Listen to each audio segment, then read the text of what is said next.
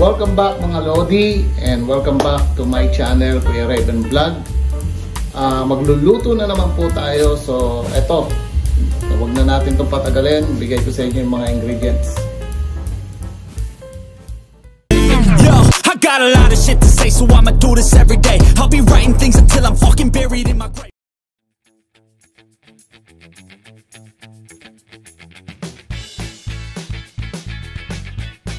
So dito mga Lodi, cleaning process. So ganyan po, panoorin nyo po yung video. So tinanggal ko po yung ulo niya para makita ko po yung mga kinain niya na laman loob. Then tatanggalin nyo rin po yung parang plastic na yan na tinatawag yata yan na backbone niya.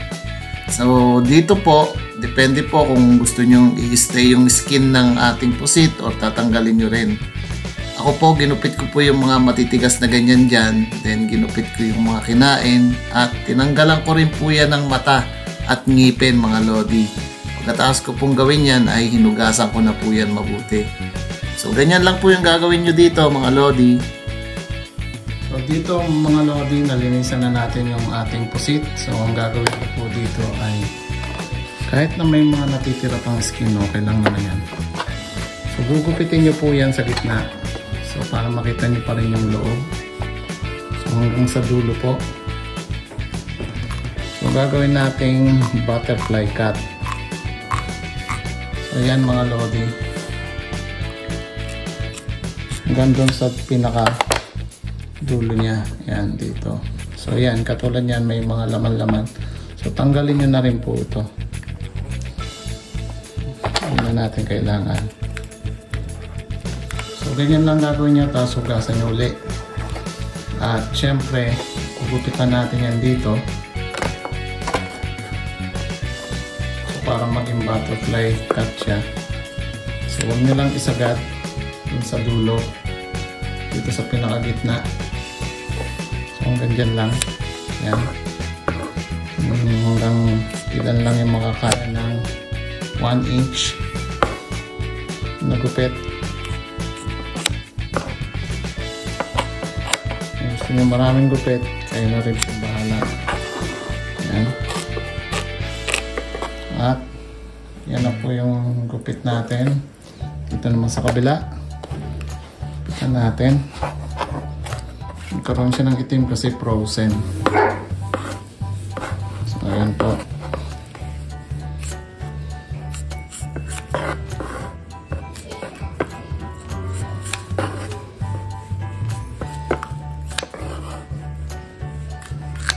Yung iba naglalagay, tinutusukan dito ng stick, barbecue stick ito sa gitna. Pero tayo hindi po tayo barbecue stick kasi kami rin po naman kakain. So ganito na lang gagawin natin. So ayan po yung itsura niya mga Lodi. Ayan. Ayan. So magiging ganyan po yung itsura ng inyong pusit. So parang may mga pakpak siya. Ayan. Ganyan po. So mamaya papakita ko sa inyo. Gagawin ko lang din po yung isa na ganito. At huhugasan ko rin po ito. So dyan muna kayo mga Lodi.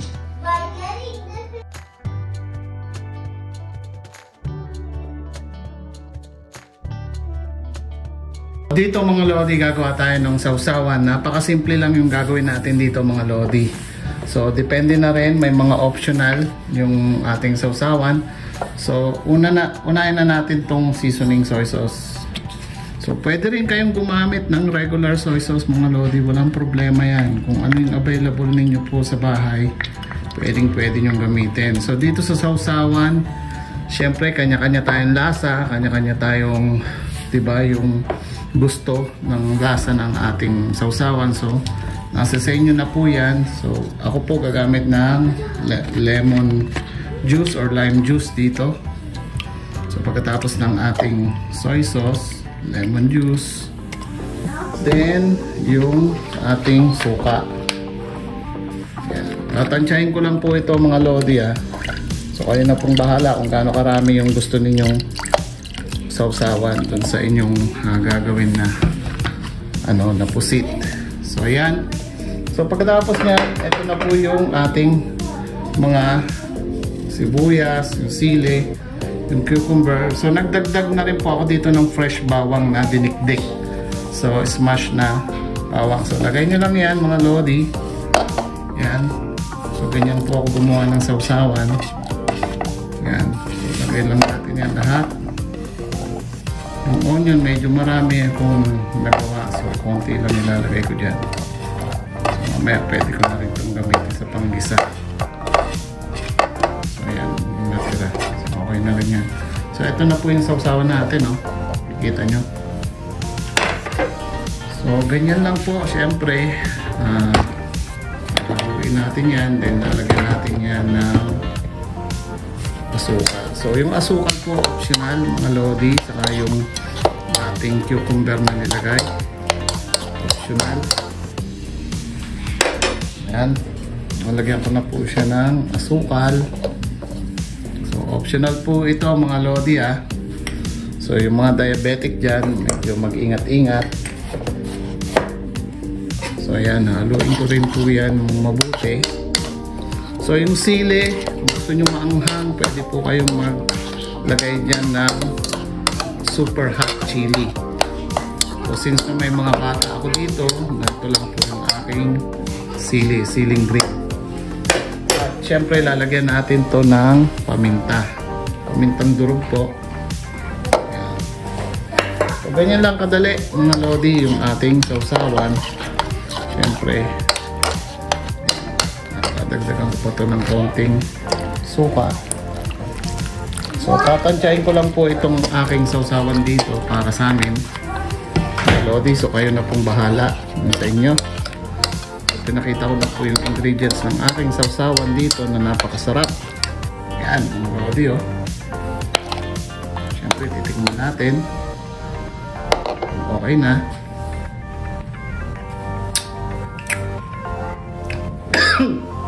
Yun, okay na. Medyo napaubo tayo doon dahil maasim ng matamis. So ayos na ayos yung sausawan natin mga lodi. So ganyan lang po yung ating gagawin sa ating sausawan. Simpleng-simple. So dito mga lodi, meron ako isang lalagyanan na lalagyan natin ng baking powder, cornstarch, paprika, black pepper na durog, asin, yung ating seasoning, your choice. Alam nyo na ito, yung magic seasoning. Then, yung harina natin mga lodi. So, kuha kayo na lalagyan na nakasya po yung inyong pusit dito. So, ako po yan. So, dito mga lodi, bibilisan na lang natin yung video natin para hindi po tumagal. So, pag samasamahin nyo lang po yung ating mga ingredients dito, yung flour, yung paprika, cornstarch, yung magic sarap na seasoning, baking powder, salt, black pepper na durog o pamintang durog, lahat po ng dry ingredients. Nakakalimutan ko po dyan ilagay yung ating garlic powder, pero sa bandang huli papakita din po dyan sa video na ilagyan ko po ng garlic powder yung ating breading. So ganyan lang po yung gagawin nyo dito mga lodi. Pagsama-samahin nyo yung dry ingredients, then haluin yung mabuti para magsama-sama lahat. Tapos pag natapos po ay set aside nyo lang po. Ayan. Set aside na natin to, natapos na natin to. So yung itlog naman gawin natin. So, ganun din mga lodi, kakasya din yung inyong pusit, syempre. So, yan. Tapos, yung itlog. So, magamit ako dito ng at least 4 na itlog kasi maliliit lang tong itlog na nakuha ko mga lodi. So, yan. O, 3. Siguro. Malagyan lang yung ating pusit at madikitan ng flour. So yan. So batiin nyo lang habang nalagyan natin ng asin din. Yan.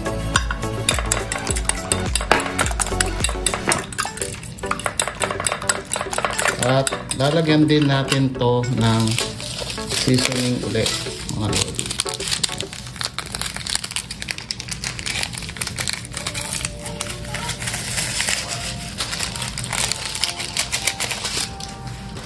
So yun lang, haluin nyo lang itong mabuti mga lodi, then okay na to mamaya. So yan. So set aside nyo lang din, then magpiprito na po tayo. Ihanda na po natin yung mantika. So ganyan lang mga lodi. Ito na mga lodi yung ating gagawin. Ito na yung nalinisan natin na pusit. Then ito yung breading. Then ito yung egg na may yung seasoning granules natin.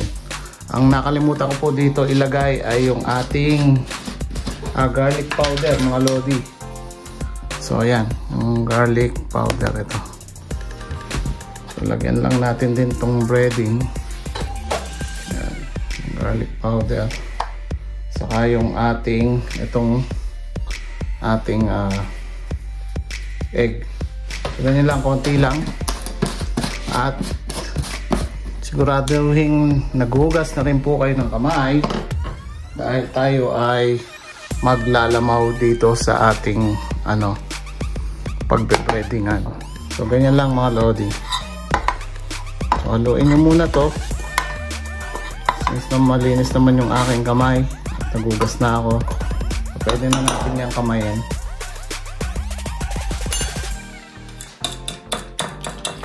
So ito, haluin nyo lang din mabuti.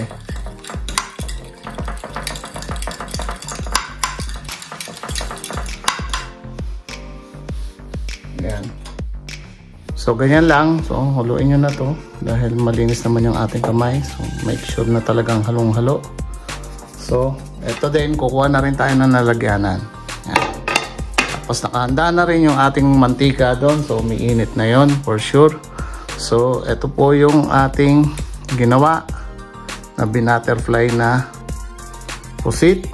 So una po dito sa inyong breading, syempre para dumikit lahat. Yan. Yan. Cover nyo po lahat mga lodi. Yung inyong pinaka pusit, coveran nyo lahat. Ayan. Tapos pagpagin nyo rin po yan. Huwag nyo sosobrahan mga lodi. Huwag nyo sosobrahan yung breading kasi para maluto naman yung ating pusit. So pagkatapos dito sa breading, then dito naman sa egg. So sausaw nyo lang ng konti, yung malalagyan lang. Yan. Yan. So lahat na yan nalagyan mga lodi for sure. So patuluin lang ng konti. Then, ilagay nyo uli dito sa ating pinag-breadingan. Yan. So, cover nyo lang uli. Yan. Cover nyo lang. Ganyan na kadali, mga lodi. So, parang sausaw suka lang. Sausaw dito, sausaw doon. Then, sausaw pabalik. Yan. So, matapos yan, set aside nyo na. So, matapos na makoberan lahat, pati yan mga sulok-sulok na yan ng ating buntot ng pusit, pagpagan nyo lang, then ilagay nyo na doon sa plate na ating pinagawan. Yan. So ganito na itsura mga lodi. So ipiprito natin yan. May hugas lang uli ako ng kamay.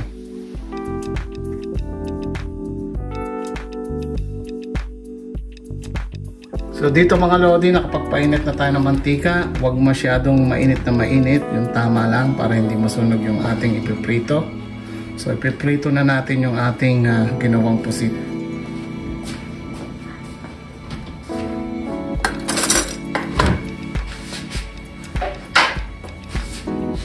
So unahin na natin tong ating pinakamukha niya.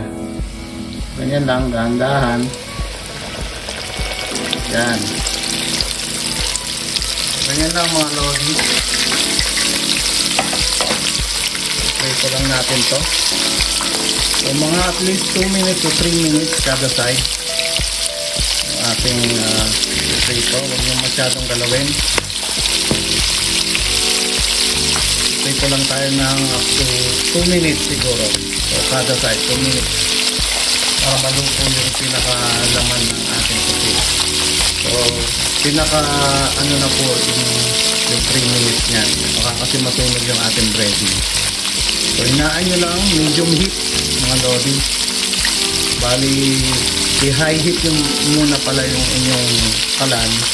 So pag mainit na mantika, i-medium heat nyo. So 2 minutes kada side mga lodi. So after 2 minutes mga lodi, balik na natin itong ating pusit. Dahan-dahan baka tumalsek. So another 2 minutes and i-set aside na natin to. So gagawin ko na lang din yung ating pinaka-butterfly na pusit. So 2 minutes again mga lodi. Buwan lang natin to.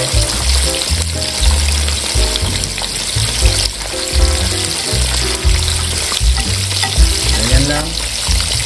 Masyadong angatin para maganda yung kalabasan niya. So another 2 minutes mga lodi. So ayan na nga mga lodi, matapos ang 2 minutes kada each side. Ayan, hanguin na natin to. At syempre lagay na natin, set aside. Ayan mga lodi, nakikita nyo. Diba? Maganda yung pagkaka-fried natin dito. So lalagay lang natin sa isang lalagyan, then set aside.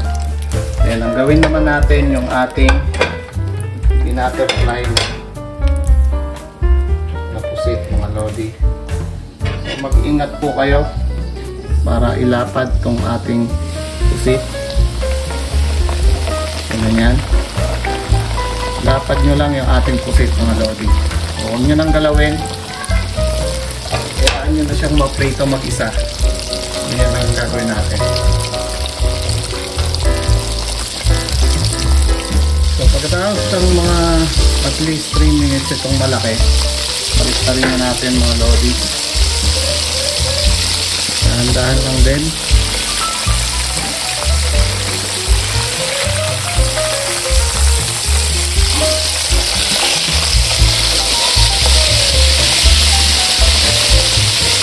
Ganyan lang mga lodi, another 2 to 3 minutes yung ating kabalik-taran ng ating pusit. So hintay-hintay lang tayo hanggang maluto, then i-set aside na rin natin ito.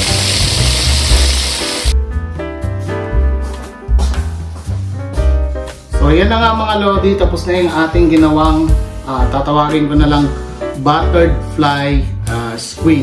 So ito na po yun. So yung sa iba po ang tawag nila ay butterfly, sa akin po ay buttered fly squid. So sa kanila meron ding skewers or tinatawag na barbecue stick.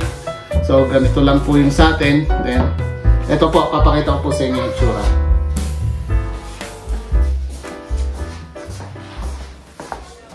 So ito na po yung itsura ng ating buttered fly. Buttered kasi buttered siya, binuttered siya doon sa ating squid. So ito po yung itsura niya.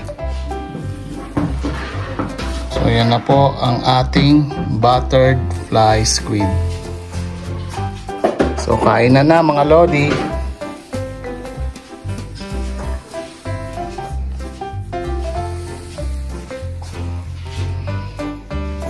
So ito na mga lodi yung ating ginawang buttered fly squid. So ito na po yung naging itsura na itong ating ginawa. So kung nagustuhan nyo po itong ating ginawang butterfly squid, okay, subscribe na lang po sa ating channel na Kuya Raven Vlog. And syempre, pakishare na rin po itong ating video sa mga kaibigan nyo at kamag-anakan nyo. At kung meron po kayong mga katanungan, mag-comment down below lang po kayo dyan sa ating description box. So sasagutin po natin yan kung ano man yung inyong mga katanungan. So hanggang sa susunod na video natin, mga lodi, at maraming salamat po. Again, nakalimutan kong bumati sa inyo ng Merry Christmas and Happy New Year dun sa mga nakaraang video. So bumabati po ako sa inyo ngayon ng manigong bagong taon sa 2024. So maraming salamat po mga lodi. Hanggang sa susunod na video.